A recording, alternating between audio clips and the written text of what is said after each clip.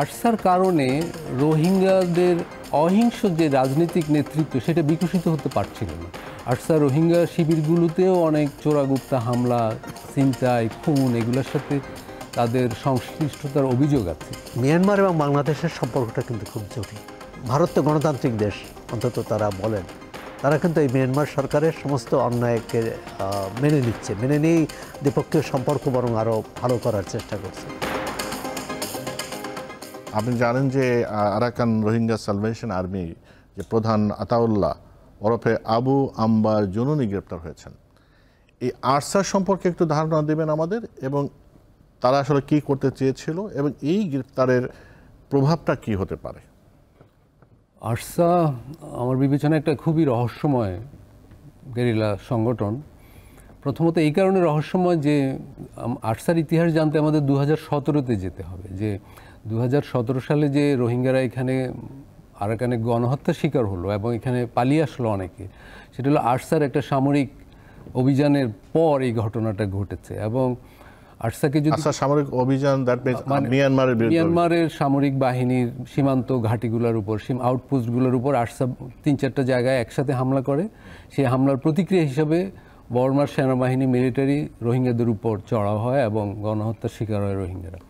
তো আরসা কিন্তু এর আগে খুব বেশি আরসা সম্পর্কে জানা যায় না। দেখা গেল যে ওই 2017 অগাস্টের আগেই 1-2 মাস আগে থেকে ওরা হঠাৎ খুব অ্যাক্টিভ হলো, টুইটারে ওদের অনেক কিছু পাওয়া গেল এবং এরপর থেকে রোহিঙ্গা ইস্যু বাংলাদেশের দায় হয়ে গেল আর কি। তো এখন যে আতাউল্লাহকে উনি যে গ্রেপ্তার হলেন বাংলাদেশে, এটা আমার ধারণা সেটা হলো, এবং আরাকানের সূত্রগুলো সেটাই বলছে, আরাকান আর্মি যখন আরাকানের বিভিন্ন জায়গায় তাদের দখল কায়েম করলো, মংডু এলাকায় আরসার অবস্থানগুলো তারা ধ্বংস করে দেয়। ফলে আতাউল্লাহ এবং তার সহযোগীরা ওই অঞ্চলে থাকতে পারেনি। সম্ভবত তারা পালিয়ে এসেছে, আসার পর বাংলাদেশ সরকার খুব সঙ্গত কারণেই ওদেরকে ধরেছে। আরেকটা কারণ হতে পারে, এবং সম্ভবত সেটাও সত্য, যে আতাউল্লাহর হাতে বাংলাদেশের সরকারি কর্মকর্তারা মারা পড়েছিলেন একসময় চোরাগুপ্তাভাবে। তো বাংলাদেশ সরকারও তাকে খুঁজছিলেন, এইটাও একটা কারণ হতে পারে। তৃতীয় একটা কারণ হলো আরসার কারণে রোহিঙ্গাদের অহিংস যে রাজনৈতিক নেতৃত্ব সেটা বিকশিত হতে পারছিল না। যখনই রোহিঙ্গা শিবিরে বা সীমান্তের ওদিকেও রোহিঙ্গাদের মধ্যে যারাই মানুষকে অহিংসভাবে রাজনৈতিকভাবে সংঘবদ্ধ করতে গিয়েছে, তখনই আরসার হামলার শিকার হয়েছে, মারা পড়েছে অনেকে।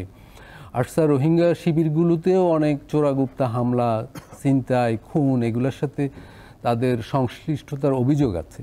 এইসব কারণে ওনাকে আটক করার প্রয়োজন ছিল, খুঁজছিল অনেকে বাংলাদেশ সরকার।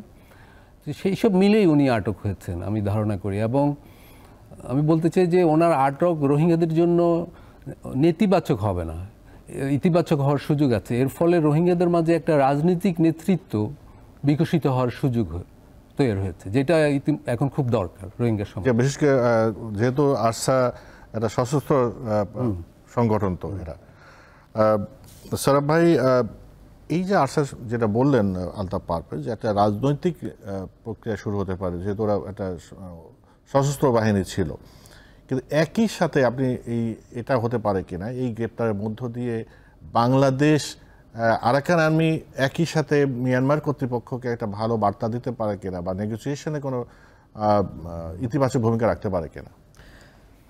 ধন্যবাদ এবং আলতাফ পারভেজকে শুভেচ্ছা। বিষয়টা হচ্ছে মিয়ানমার এবং বাংলাদেশের সম্পর্কটা কিন্তু খুব জটিল এবং ঐতিহাসিকভাবেই।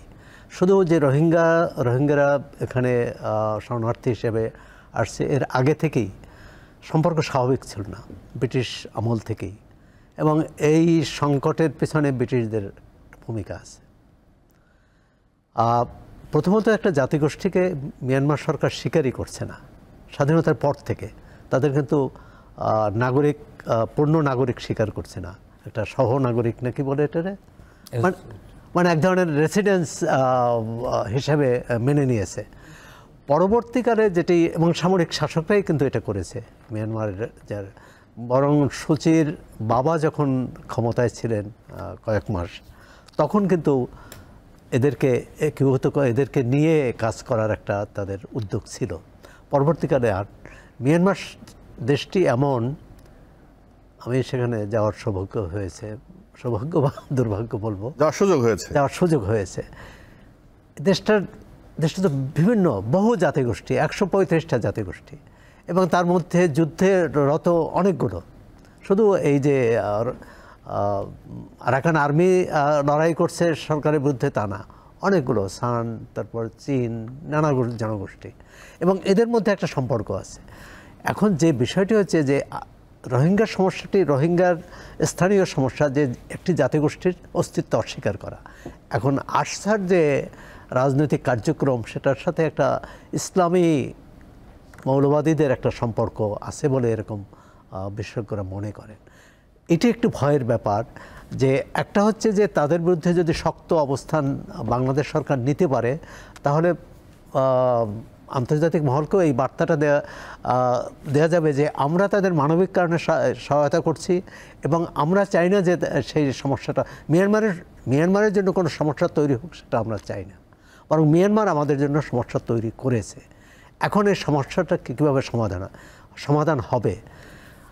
মিয়ানমারের সমস্যার প্রধান যে যারা বহিঃশক্তি, পশ্চিমা যুক্তরাষ্ট্রের নেতৃত্বাধীন চীন এবং ভারত, তো চীন কোনোভাবেই চাইবে না যে মিয়ানমারের উপর তার যে কর্তৃত্ব বা হস্তক্ষেপ বা অর্থনৈতিক যে আধিপত্য, এটা খর্ব হোক। ভারত যেহেতু চীনের প্রতিবেশী, আবার একই সঙ্গে মিয়ানমারের প্রতিবেশী, সুতরাং ভারতের অবস্থানও ভারতও চাইছে না, যে কারণে এই যে পৃথিবীর বোধহয় অন্যতম নৃশংস কি বলে সামরিক জান্তা, হ্যাঁ, কোনো রকম মানবাধিকার সেই দেশে নেই। তারপরও দুটি দেশই, ভারত তো গণতান্ত্রিক দেশ অন্তত তারা বলেন, তারা কিন্তু এই মিয়ানমার সরকারের সমস্ত অন্যায়কে মেনে নিচ্ছে, মেনে নিয়েই দ্বিপক্ষীয় সম্পর্ক বরং আরও ভালো করার চেষ্টা করছে। চীন ধরে নিলাম যে তারা গণতান্ত্রিক দেশ না বলে মানবাধিকার এইসব বিষয়ে তাদের কোনো মাথা ব্যথা নেই। এখন বাংলাদেশের জন্য যেটা করণীয়, যে আরসার নেতা গ্রেপ্তার হয়েছে হয়তো সম্প্রতি, কিন্তু এদের তৎপরতা কিন্তু বিভিন্ন সময় ছিল, বিভিন্ন নামে। এই তৎপরতা বাংলাদেশ কিন্তু বন্ধ করতে পারেনি, এবং এটি ভূ রাজনীতি, যখন দুটি পাশাপাশি দেশ, নানা রকম গোষ্ঠী, নানা রকম তৎপরতা থাকে, এবং মিয়ানমার থেকে এত 12 লাখ যদি 10 থেকে 12 লাখ রোহিঙ্গা, তার মধ্যে কে কোথায় কোন তৎপরতা করছে, পালিয়ে আসছে কীভাবে, মানে কী করছে, এবং তাদের বড় পুঁজি কিন্তু অস্ত্র আর মাদক। এই যে অবৈধভাবে অস্ত্র আসা, তার সাথে আমাদের এখানকার অবৈধ অস্ত্র যারা ব্যবহার করে, অস্ত্র ব্যবসায়ী যারা, তাদের সাথে একটা সম্পর্ক, মাদকের সাথে একটা সম্পর্ক, এবং এই সম্পর্কটা শুধু বেসামরিক লোক না, সামরিক লোকদের সঙ্গে। সুতরাং তারা সার্বিকভাবে বাংলাদেশ রাষ্ট্র কিন্তু একটা বিপদে এই মিয়ানমার নিয়ে। শুধু রোহিঙ্গা শরণার্থী নয়, তারা এখানে যে তৎপরতা চালাচ্ছে, তার মধ্যে তারা এখানে তাদের একটা অংশ আরাকান আর্মিকে সমর্থন করছে, আর একটা অংশ তাদের দিকে ঠেলে, এবং মিয়ানমার সরকারের নীতি হচ্ছে তাদের দিকে ঠেলে দেওয়া, অর্থাৎ রোহিঙ্গাদের কোনোভাবেই জায়গা না দেওয়া। এখন এটা কিভাবে বাংলাদেশ সরকার একটা উদ্যোগ নিয়েছে একটা আন্তর্জাতিক সম্মেলন করার, সেখানে হয়তো আরও বিষয়টা আরও আসবে। আমরা মনে করি যে সরকার খুবই ধৈর্য বিচক্ষণতার সঙ্গে এটি মোকাবেলা করতে হবে, এবং মিয়ানমারের সাথে অন্তত রোহিঙ্গা শরণার্থীর প্রত্যাবাসনে আলাপ না হলেও কিন্তু এই যে তাদের এখানে তৎপরতা, এটা মিয়ানমারকে জানানো যে আমরা এখানে কি করছি, কতটা তাদের বিরুদ্ধে ব্যবস্থা নিচ্ছি। ওয়ালটন আবারও মিলিনিয়ার অফারে ওয়ালটন ফ্রিজ কিনে আপনিও হয়ে যেতে পারেন মিলিয়নিয়ার।